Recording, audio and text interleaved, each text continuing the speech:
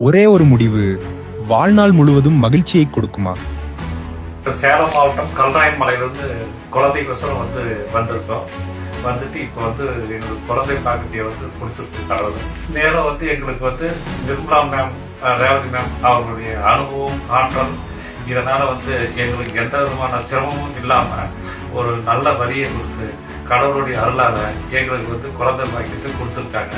அவங்களுக்கும் கடவுளுக்கு எங்களுக்கு போராடக்கூடிய நன்றி. மேலும் இங்க எல்லா ஃபெசிலிட்டிஸையும் இங்க இருக்கு. ஆனால் எங்களுக்கு எந்த விதமான சிரமமும் இல்லை. கடவுளே இங்க மாருதி மெடிக்கல் சென்டருக்கு பல வழியில வந்துகிட்டே இருந்தேன்.